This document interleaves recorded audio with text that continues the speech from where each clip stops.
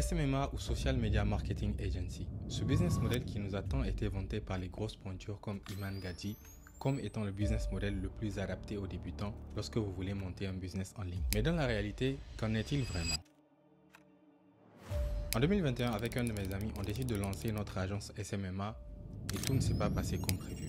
En effet, nous aussi, lorsqu'on s'était lancé, nous étions pleins d'optimisme et nous pensions que du jour au lendemain, les euros allaient tomber du ciel.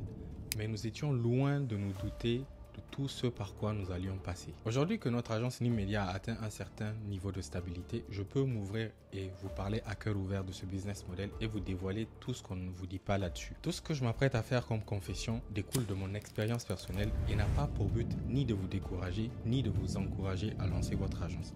Mais l'objectif, c'est de vous montrer l'envers du décor afin de vous permettre de vous décider par vous-même. Salut, je m'appelle Idrissa et j'ai cofondé une agence DATS en 2021 et aujourd'hui nous aidons les e-commerçants, coachs et formateurs à générer plusieurs millions de chiffres d'affaires à travers plusieurs services dont la publicité et la création de contenu. Nimmedia, c'est une dizaine de personnes, moi y compris, plus de 50 clients avec lesquels nous avons travaillé, plusieurs dizaines de projets réalisés et encore en cours. Je vais répondre à la question que la plupart d'entre vous vous posez.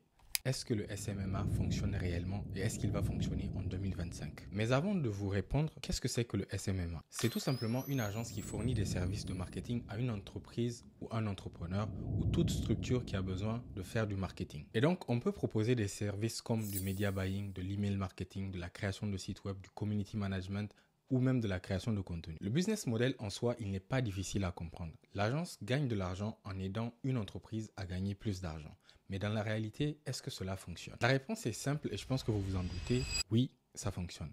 Et je me rappelle encore quand Adam, l'autre cofondateur de l'agence, a reçu le premier paiement. C'était de 300 000 francs CFA, il me semble. Et je ne le croyais pas. Il a fallu qu'il m'envoie une photo avec l'argent qu'il a retiré pour qu'il y ait un déclic dans ma tête. Et je me suis dit, ah ouais, ça marche réellement. Et là, vous vous dites peut-être, mais Idriss, pourquoi faire cette vidéo pour nous dire que ça marche? En réalité, il y a mais. Ça marche, mais ce n'est pas pour tout le monde. Nimmedia a fait 0 euros, 0 francs CFA pendant la première année, alors qu'on a envoyé des tonnes et des tonnes de messages et d'emails à plusieurs dizaines d'entreprises. Est-ce que vous êtes prêt à travailler pendant 365 jours sans voir de résultats? Beaucoup diront non et ça se comprend parfaitement. Voici donc les 5 mensonges qu'il y a à propos du SMMA. Mensonge numéro 1, vous pouvez commencer de zéro et faire 10 000 euros en 90 jours. Comme je l'ai expliqué plus tôt, le business model repose sur un échange de valeur et est conditionné par le fait d'apporter des résultats à une entreprise, sans quoi vous n'allez pas pouvoir retenir vos clients sur la durée. Et c'est ça qui fait une agence. Comment allez-vous apporter des résultats à des clients sans avoir un minimum de connaissances et d'expertise sur un sujet? Si vous arrivez à avoir des gens qui acceptent de discuter avec vous, ils vont se rendre compte que vous ne savez pas de quoi vous êtes en train de parler. Et il n'y a aucun monde où ils vont vous confier leur budget publicitaire ou leur compte sur les réseaux sociaux parce que vous ne savez pas de quoi vous êtes en train de parler.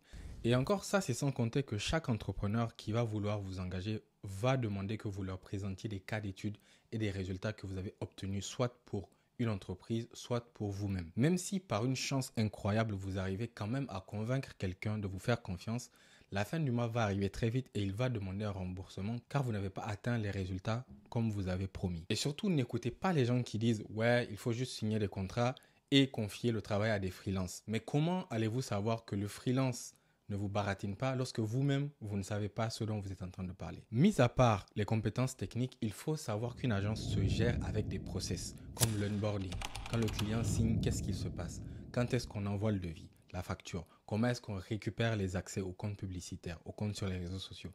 Et s'il vous manque ça, ça se verra automatiquement que vous ne savez pas ce que vous êtes en train de faire. Mon conseil, c'est assurez-vous d'avoir appris et pratiqué un minimum le service que vous comptez proposer, soit en proposant gratuitement vos services au début, soit en allant travailler pour une autre agence qui est déjà en place. Mensonge numéro 2, vous avez juste à contacter les entreprises et vous allez signer les contrats. Soyons sérieux 2 minutes. Une entreprise qui reçoit un message d'une personne random qui n'a rien accompli, qui n'a pas de portfolio et qui vient avec des grosses promesses.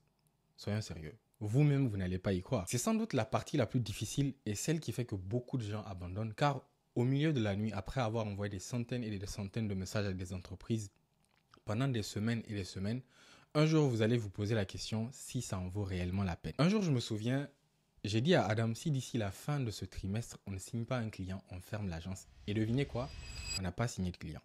Mais on est quand même resté car on était vraiment passionné par ce qu'on faisait. Et quoi qu'on en dise, c'est ce qui nous a permis de tenir bon pendant cette période de disette. Le premier client, c'est le plus dur à avoir. Et cette étape, une fois que vous la passez, vous vous ouvrez le champ des possibilités, même mentalement, et c'est vraiment un soulagement. Ce qui fait le plus peur dans cette période, c'est d'engager vos efforts et de ne pas savoir quand est-ce que ça va payer, ou même si ça va payer un jour. Ça va prendre du temps, mais généralement, ceux qui sont les plus coriaces vont avoir des résultats. Dites-vous juste que si c'est dur, beaucoup de gens n'iront pas jusqu'au bout. Vous avez juste à tenir plus longtemps qu'eux et vous allez y arriver. Mensonge numéro 3, vous pouvez gérer une agence SMMA en quelques heures par semaine. Waouh!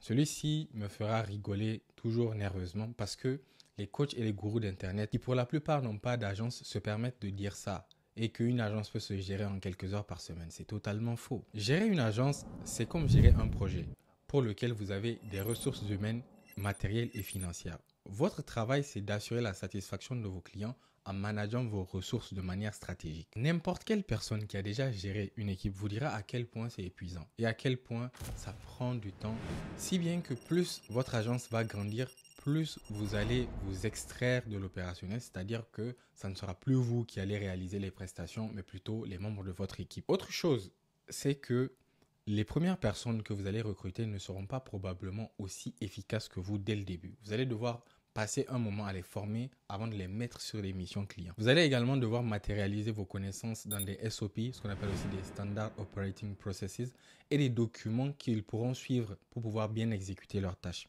Et croyez bien que tout ça, ça ne se fait pas en 2 heures par jour, ni en 2 heures par semaine. C'est impossible. Mensonge numéro 4, vous allez devenir riche rapidement et facilement. Bon, est-ce que j'ai vraiment besoin d'élaborer sur celui-ci? Lorsque vous allez commencer à faire rentrer de l'argent, vous allez voir que l'argent va ressortir aussi vite pour payer les collaborateurs, pour payer des équipements, si comme Nimmedia, vous faites de la création de contenu pour les entreprises.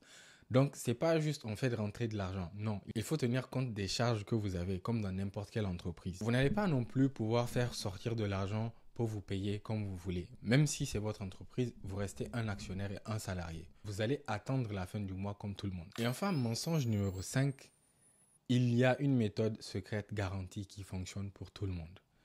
La plupart de ceux qui vendent des formations sur les business models, que ce soit le SMMA, le dropshipping ou peu importe, font leur revenu sur la vente de formations. Justement parce que c'est beaucoup plus facile et beaucoup plus lucratif que de se tracasser à avoir une agence. Personnellement, je pense que chacun fait ce qu'il veut. La seule chose que je déplore, c'est le fait de faire croire que tout le monde peut monter une agence SMMA. Tout comme tout le monde ne peut pas être footballeur professionnel ou ingénieur ou médecin, tout le monde ne peut pas monter une agence SMMA rentable et il faut l'accepter. Avec du recul, l'aventure que nous vivons avec Nimmedia m'a fait grandir moi personnellement et me pousse toujours à sortir de ma zone de confort car le marché reste très concurrentiel et pour une petite et jeune agence comme la nôtre, il nous faut proposer des solutions nouvelles et des approches nouvelles pour répondre à la demande sur le marché. En ma position, je ne saurais ni vous recommander ni vous déconseiller de commencer une agence car vous savez mieux que moi ce qui vous convient. Mais au moins maintenant, vous saurez dans quoi vous mettez les pieds. Si vous avez aimé cette vidéo, vous allez probablement aimer cette vidéo où je vous montre comment monter un business en parallèle de ses études ou de son travail. Et je vous dis à bientôt.